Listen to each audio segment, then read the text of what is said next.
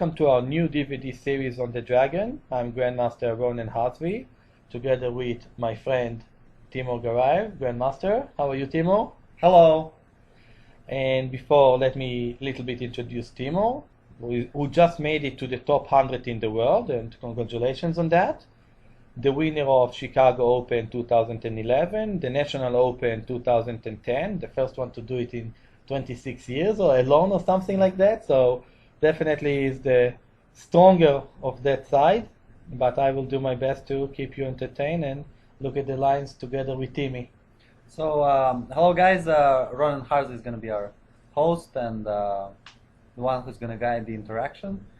He is an experienced coach. He became world champion under 16 back a few years ago, just a couple of years ago. Too many. Yeah, too many. And since then he focused, in his early 20s, he got to focus on teaching and producing instructional materials. So that's what we're going to be doing for you guys today. And the topic is Sicilian Dragon.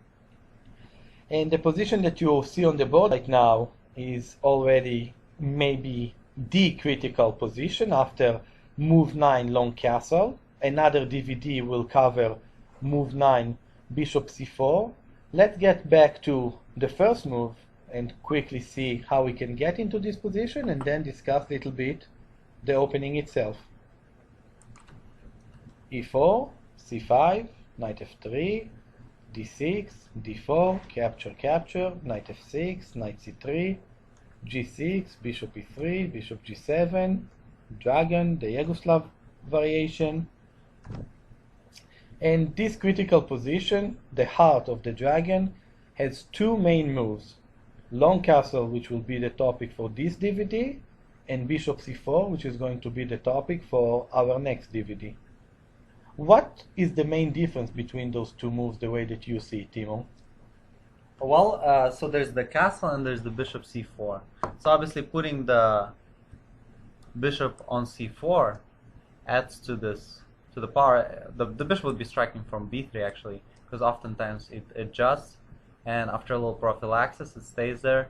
For a few moves in certain spots it gets exchanged, but this is the key idea would be to put pressure along this diagonal and combine it with the attack on the king side, where two of those become extremely strong.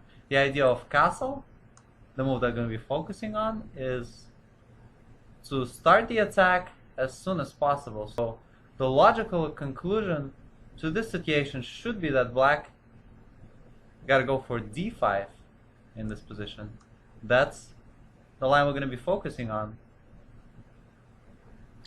Not only going to d5, do something and something quick in the center.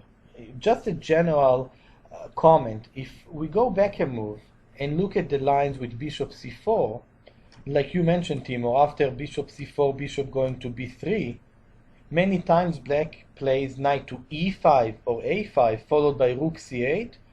The knight goes to c4 either way, and white will capture it.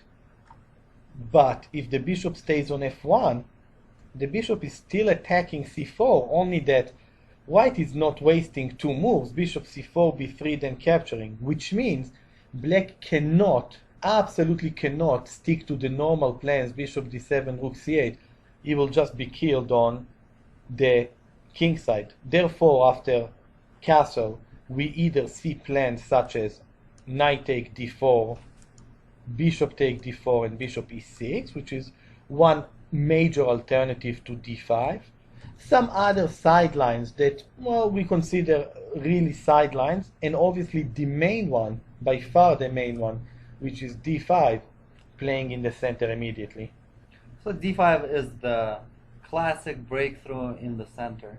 White faces a decision here, and for people who are familiar with the theory, the decision becomes critical with the options of e takes d, knight d5, knight c6, b takes c, the classical line following knight d5, accepting the pawn sacrifice, the modern line, bishop d4, logically going for the exchange of this dangerous dragon bishop on g7, and a couple choices here. So king b1 is an option played in the game Micipiano-Carlsen, and queen e1. So we're going to start our analysis with king b1.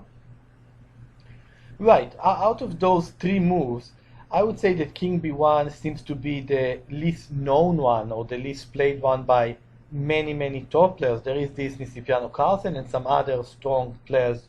We will see games and we will mention them, but definitely e take d5 is absolutely the main line. And queen e1 also extremely logical move, just having the rook aimed at black's queen, which prevents black from easily dissolving the center with d take e4. Actually, the same idea appears with king to b1, because right now capturing is actually a mistake that is losing the game on the force, in view of the queen is under attack, and queen take d2 is not a check. The king is on b1, the game is over. So black has to look for a move, an idea to play. And there are two very interesting moves that we will consider. Rook b8, such an interesting idea. Black is preparing for a possibility of white capturing on c6 and already putting his rook on the possible b file, just to keep you thinking. This is how the game Micipiano-Carlsen continued, and amazingly enough, it was played in other games and not a joke. But we will start with the capture on d4.